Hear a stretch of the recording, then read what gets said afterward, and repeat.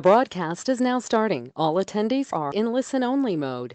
But feel free to use the questions drop-down box in your GoToWebinar control panel to submit your questions at any time throughout the session, and we will be sure to address them at the very end.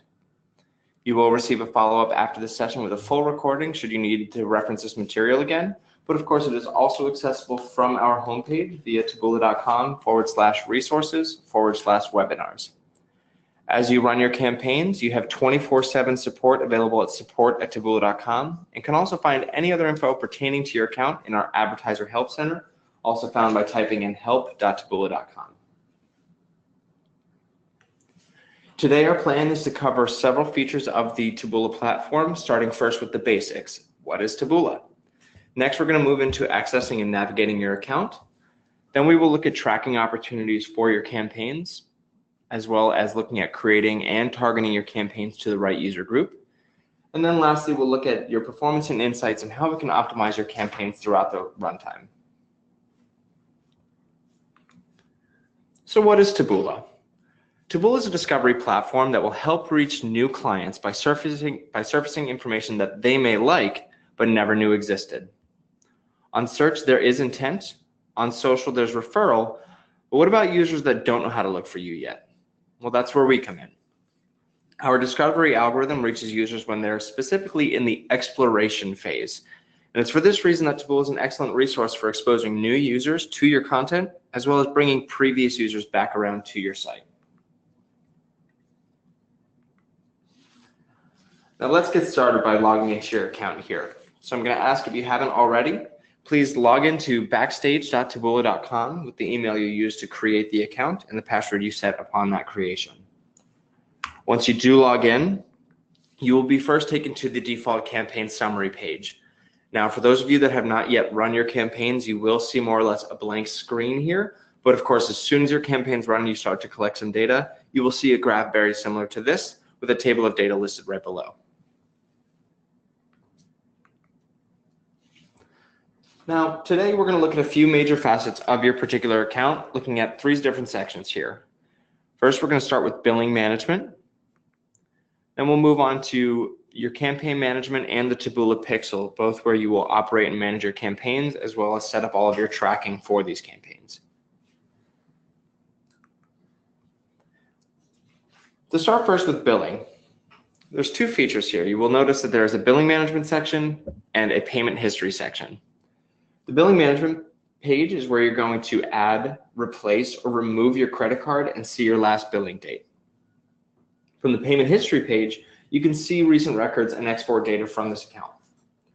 Now, if your account is ever frozen, double check that the credit card on file is working or is entered correctly. You may see an error notice saying that the automatic billing is enabled, but there's an error behind it.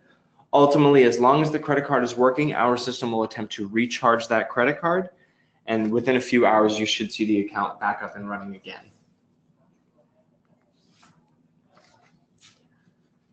As far as organizing and looking through your campaign activity, we're going to look at several sections, starting first with the Taboola Pixel.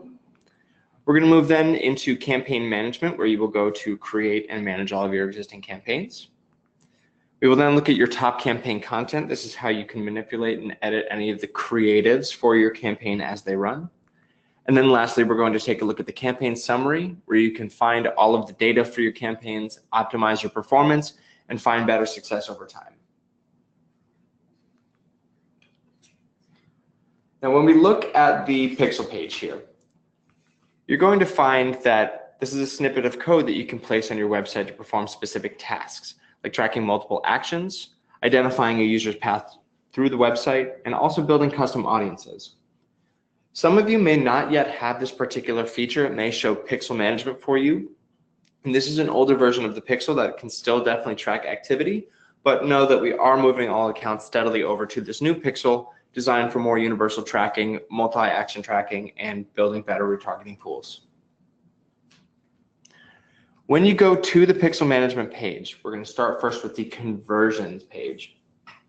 To create this Pixel, you would go to this page and click on Create Pixel in the top right corner. And you'll notice over on the right-hand side, you will be given a universal code tied to that specific sub-account. You want to copy and paste the code exactly as it is listed for you on every single page of your website in between the header of your HTML code. This is also what we refer to as the base code. Once the base code is placed, we then move into defining your conversion. So back on the conversions page, you will simply click on New Conversion, and you'll be given a page to identify exactly where you want us to track an action. One way to define your conversions is by URL. Now you can use whole or partial URL conditions. And an example URL would be to include the thank you pages or a series of blog posts with the same URL condition. For example, maybe you're tracking activity to a politics blog or a lifestyle blog. We also have event type codes.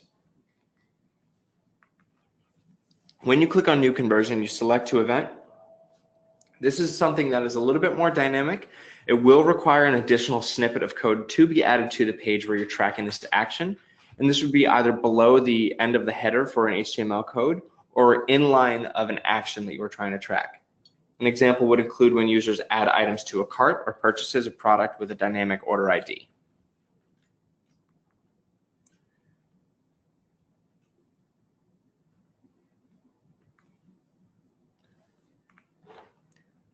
Likewise, we have the same activity for creating custom audiences.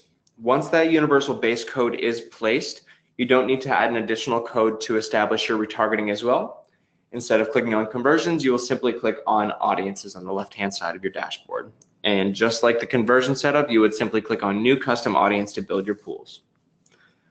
Again, we have a URL condition, so we can build users that are, say, they get to a specific blog post and then you want to retarget them with some new content that they may enjoy. Or say they are interested in looking through your product pages and now we want to retarget them and drive them to a purchase page. Retargeting is immensely useful, especially for when you have a higher priced item or a longer decision funnel. And again, we also have event type custom audiences. So you can use the snippet of code to generate users that maybe click on a certain button or they get to a certain video view if you have that access to the video setup. Another tool that you can take a look at within our Help Center is an option for an abandoned cart campaign or a suppression campaign by which we can target users that have started but maybe not completed the conversion funnel, offering you a chance to bring users back around who are very close to completing that purchase.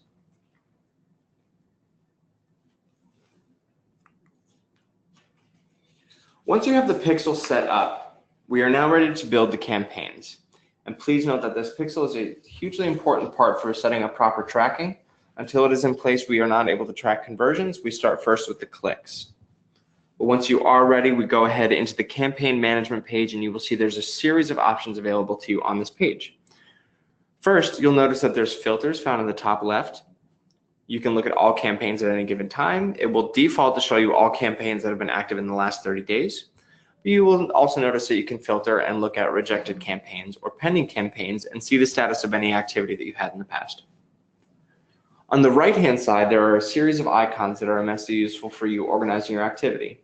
First, we have the pause or play buttons. These are designed for you to stop or resume your budget spend at any time. You do have complete control of your budget. And if you do wish to pause a campaign to make some edits to an existing activity, then that's entirely in your control. Next, we have the pencil icon. This is where we get into our campaign properties. The campaign properties are where you would go to set up your bidding and budget for a campaign, your audience targeting, whether that be by a specific type of user or by various things like the location targeting. We will get to that in just a moment. The third icon in is where you build all your assets for a campaign. This is how you access the creative inventory, set up headlines and thumbnails, and design where exactly users are going to click to once they click on the ad itself. And then lastly, we have that double page icon, which is a simple duplication tool. This will copy that same campaign with the same exact inventory, saving you time for when you want to run the same activity, but to a different user group. Once we get going, we're going to start by clicking on either New Campaign, and this page that we'll look at will also be the same as if you were to click on the pencil icon. You will be first taken to this particular section here where we look at your campaign ID and the time frame. First, the name. This will not be published. You will want to be specific here because it'll give you really good housekeeping. This is only an internal tool to help you keep organized. Your branding text, though, is very important. This will be published with your headline. It's very common for users to duplicate their brand in the headline as well. We would encourage you to leave the brand out of the headline of the campaign items if you can, because this is taken care of by the branding text. Next, we have your marketing objective. While an optional field, we do recommend you place something in here. It does allow our algorithm to categorize your campaign along with others with similar KPIs. So say you're looking to drive lead generation. Well, if you give that, a thin layer to our algorithm will be added in which we find placements that are focused or where we see lead generation activity be a little bit higher. Next, we get into the time frame section where you can set start and end dates for the campaign. This will allow you to set a specific range. A good example of this would be for running a Black Friday campaign. As we begin to enter the fall season, e-commerce is going to start to become a bigger push, and you can find that a Black Friday sprint campaign might be something you'd be interested in. And then we get to the campaign schedule. You will default to run 24/7, but for those of you focused on any type of performance, looking at lead generation or e-commerce where users are only active during certain hours of the day, you have full control to set specific hours and specific days for your campaign to run, making sure that your budget is being used in the most effective manner possible. As we continue to scroll down on the campaign properties page, we then get into the targeting section. Starting first with the location targeting. Notice here in the screenshot, you can narrow your focus once you apply country lines. So getting as granular as zip code targeting is something we can do for you. As a best practice, you should target to only one country at a time. Now, this allows you to have the cleanest insights by location and will also give you better control of your budget because CPCs are different from country to country. So if you are looking to run something in, say, the UK and the US, it's best to separate your budget into two campaigns, run them separately, and get much better control there. Next, we look into platform targeting. Again, as a best practice, we do recommend targeting just one platform at a time. Like the location targeting, CPCs bid very differently. In many cases, mobile typically gets away with about half the bidding price of desktop. And so when you run them all together in a single campaign, you will notice that your traffic gets weighted heavily towards mobile. And we want to give desktop opportunities a chance to stand out on their own as well. The remaining opportunities for operating system, block publishers, and audience targeting, this will all be on the next page. Starting here first with the operating system targeting. Now, we have 5 options for operating system targeting. Mobile and tablet can reach both iOS and Android, where desktop can be controlled for Mac OS X, Linux, and Windows properties. Once you have an operating system chosen, you can then further break this down into a release version. Now, for the most part, you will want to target all operating systems. The only times you might consider breaking this out is if you are running an app download campaign. You can learn more about that with our S2S integrations found in our Help Center. If you have a very robust mobile or desktop campaign setup, or if you notice that a particular operating system converts higher than another. Continuing along, we get into our audience targeting here. Now, you will notice that there are 3 options available to you. Starting first with the campaign clickers. A campaign clickers is a type of retargeting campaign by which we can retarget users who've clicked on a previous Taboola campaign that you have run. In the example shown here, book reviews mobile, let's say that it was a campaign targeting a specific blog post aimed at users who want to engage with a mobile book. Well, now what we want to do is retarget those users and bring them into a particular sales campaign. Maybe we have a specific book that we want to sell to those users. Well, now what we can do is retarget users who clicked on that original ad and now drive them deeper down the sales funnel, offering them specific titles or specific purchase pages that they might want to engage with. The next option we have is our custom audience targeting. This reflects back to the pixel that we've created. When you generate an audience from anywhere on your website, say to the add to cart page, what we can do is then use that audience and drive them further into the funnel again using that specific audience field in the custom audience page. And then lastly, we have our audience segments. Some of you might see it as a marketplace audience. This particular segment allows you to target users by a demographic. Now, this has been one of our most beneficial additions in the past year. Essentially, we work with thousands of different providers, all aimed at targeting a specific user group. We can target broad, starting with gender-based targeting or age-based targeting. We can get really granular with it, those who have purchased a specific product, maybe AAA insurance or Dove soap. And then there are thousands of segments in between as well for various types of interest or user types. For example, we can target users who make a certain income, who have a certain position in a company, those who have interest in potential content like fashion or lifestyle content. And so you can feel free to enter keywords and select some options here. Now, if you're unsure about which audience to target, or you don't have necessarily a set demographic that you specifically need to reach, our recommendation is to leave the targeting on none. One of the benefits of our platform is that we give very transparent information. You will see that once your campaign runs, we will actually show you your performance across various audience segments and let you know exactly which ones you should be targeting in the future. And that would include understanding the conversion rate for these particular types of user groups.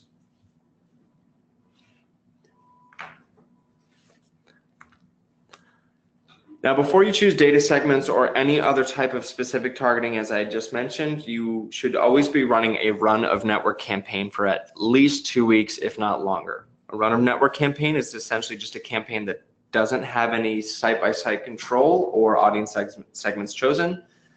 As a transparent platform, we sit on a mountain of data and we will give you that data up front, and this just helps you scale a lot better. If you start way too narrow, you're going to be losing out on a lot of the benefits of our platform. And so we recommend this run of network as a default. Also beware of layering on too many targets, as it could shrink your audience too much. If you are targeting, say, the state of Texas with a specific audience segment and you only want to target Android users, you are significantly scaling back your performance, and as a result, your CPCs have to increase significantly to maintain competition levels.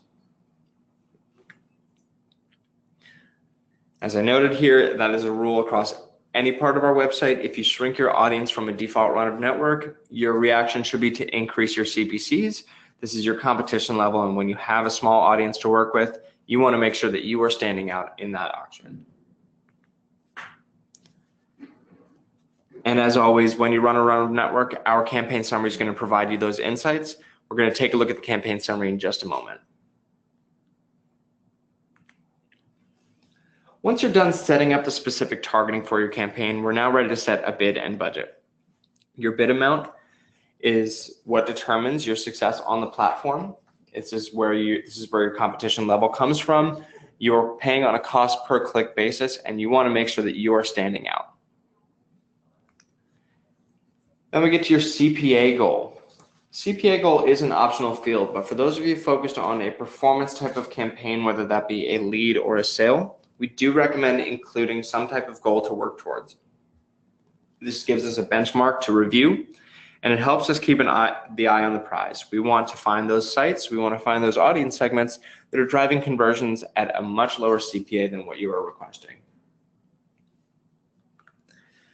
When we get to your spending limit, this is the amount that you will spend for the entirety of the campaign. Now you have two options for how we allocate this particular limit. If you set it to an entire campaign, it means that the campaign will stop running either at the end of the time frame or when it hits the spending limit, whichever one comes first.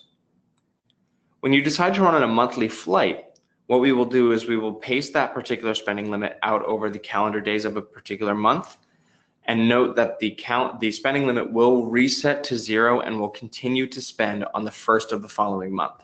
And so if you are looking for a campaign to stop after its lifetime, you would switch it to entire campaign. If you're looking to get a rolling prospecting campaign going, a monthly flight is the option for you. We next move into your daily ad delivery, and this is how we allocate your budget across the lifespan of that campaign. Starting first, we have a balanced campaign delivery. This is going to attempt to spread that budget as evenly across the lifespan of the campaign as possible. But there's plenty of flexibility built into this particular spend. And so if there's a surge in clicks or a surge in performance at any given time, our system's not going to pause the campaign.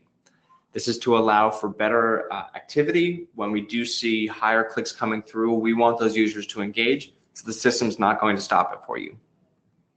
When we look at the accelerated spend, this means that we're going to spend the budget as fast as possible. So if you're running on a short timeline and you need that budget to be worked through, then the accelerated spend is the option for you. And then lastly, we have a strict budget.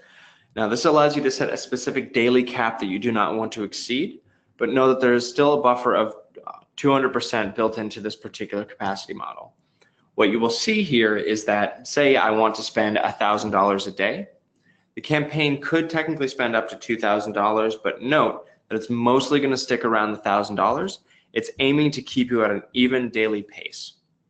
And if you are worried about exceeding to that $2,000, have no fear, because our algorithm is very good at stopping it. That buffer just exists to account for click surges that we want to allow for performance to grow on.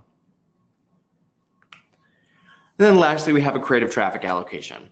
When you add advertisements to a particular campaign, we are going to automatically optimize towards the ads with the highest click-through rate.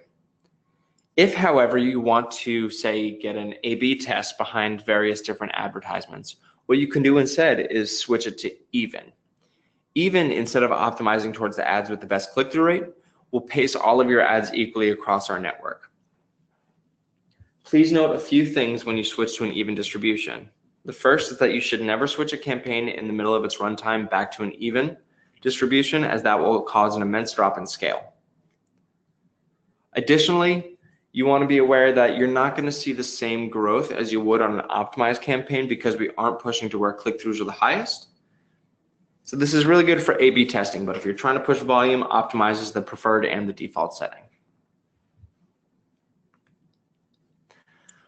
And then lastly, before we move on to the creatives here, we will just talk quickly on the tracking code section. The tracking code defaults to include UTM parameters for Taboola referrals. These will automatically append to all of the creatives in your campaign. But of course, we also have additional parameters that you can find in our help center that help you identify further information in your Google Analytics platform. For example, if you want to add a term for by site information, that is available for you, and you can see a very, very narrow breakdown of where your performance is coming from. And so this is great if you want to check which sites are driving highest time on site or specific exit rates. Once you are ready, you're going to hit continue along the bottom. You'll be taken to a review page, and then we move on to adding your campaign inventory. These are the ads that are going to run within your campaign. You'll notice first you have a field provided at the top where you can add the landing page URL.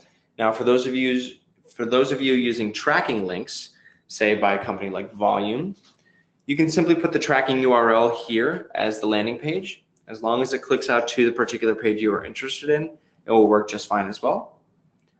Now, you can also add these one at a time, or you can add multiple ads at a given time. In the example shown here, 3 URLs have been added. When I click add over on the right-hand side, we automatically populate 3 ads for you. Now, the default will be to crawl your website, and it will find the nearest headline, nearest thumbnail available for setting this up. And then what you would want to do here is go ahead and click on the title or click on the thumbnail, and that allows you to edit the content. When you click on a thumbnail, you should see a field that looks like this. You're given the option to upload a local file. You can also upload it by web URL. So if you have your assets in a URL condition, we can set that up.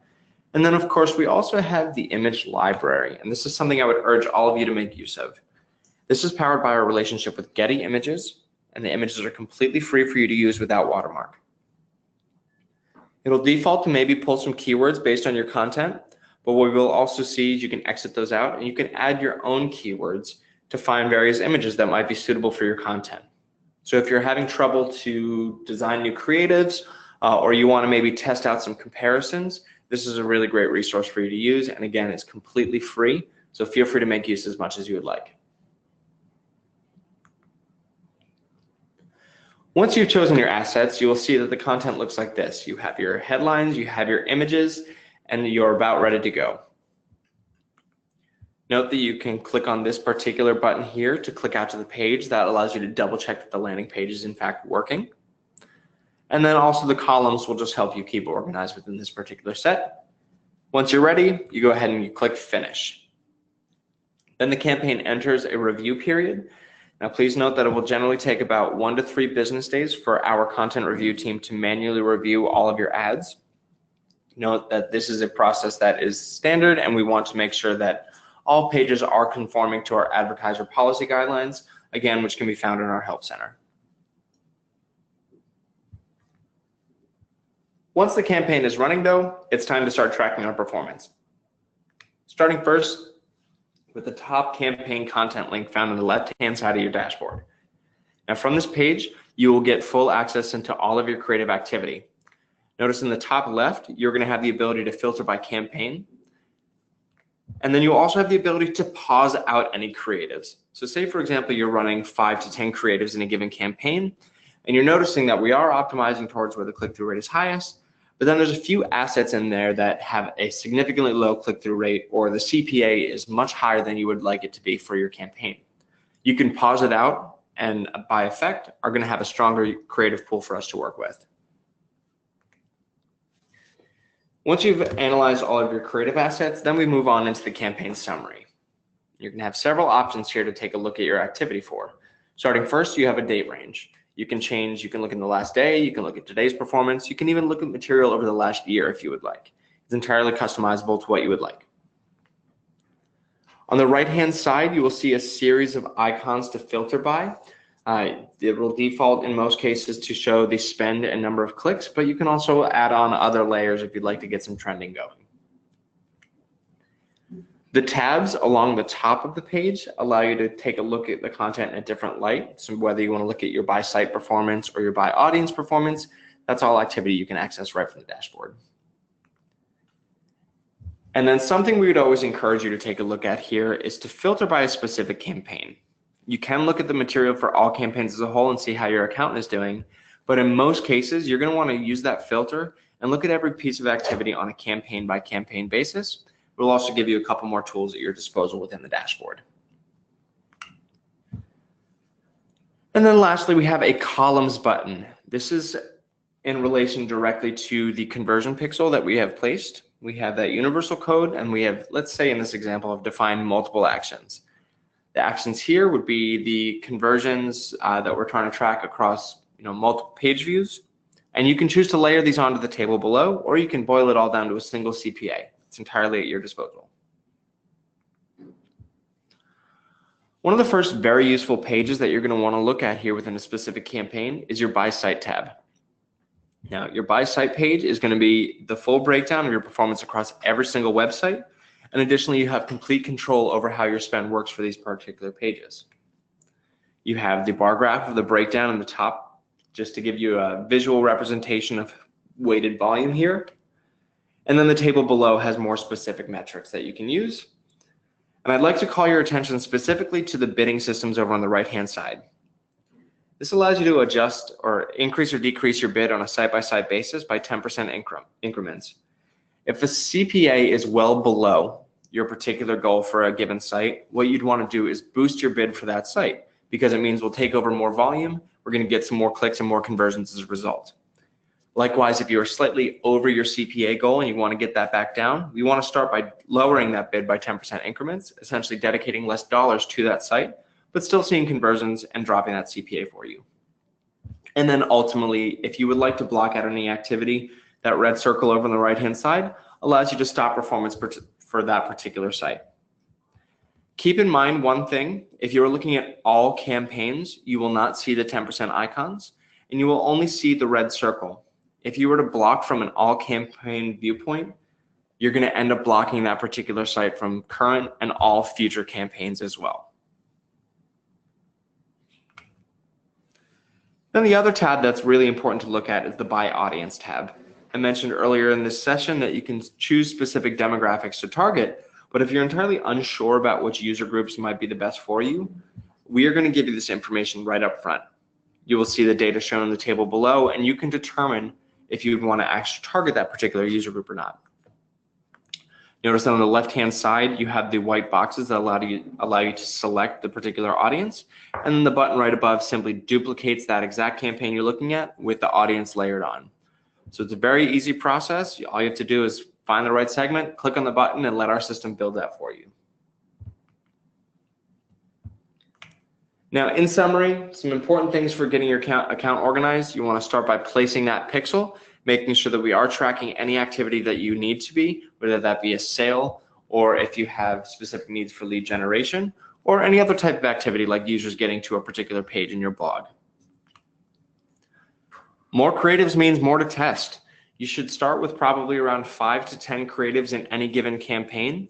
If you have just one, that's completely fine, but note that our system is not going to have anything to optimize towards.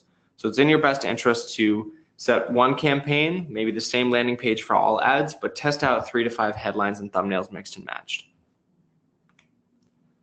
Not sure what targeting to apply? Start with a run of network campaign.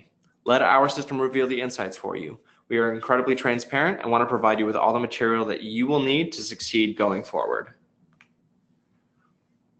You have a lot of targeting options, so be careful of going too narrow. If you are going to go very, very narrow, know that you have to have significantly higher CPCs to maintain your competition levels and get some scale. And then lastly, also note that your performance will change through time. First off, there's the seasonality elements. We are entering the school season, so a lot more activity could change based on user behavior and how people engage with the open web from the summer moving into fall.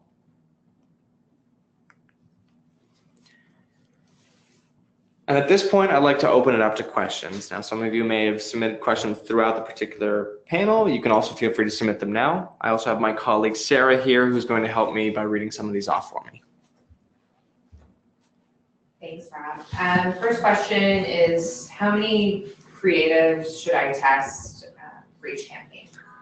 Sure. So the amount of creatives that you're going to want to test also partially do depend on your budget. If you're starting with a very thin budget, maybe start with only 3 creatives as a maximum.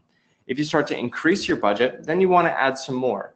Ultimately, we want to make sure that you are getting sufficient insights, you're getting statistically relevant data. So just consider how thin your dollar might be spread across the lifetime of a campaign. Thanks. Next question. Where can I find insights into what creatives are working?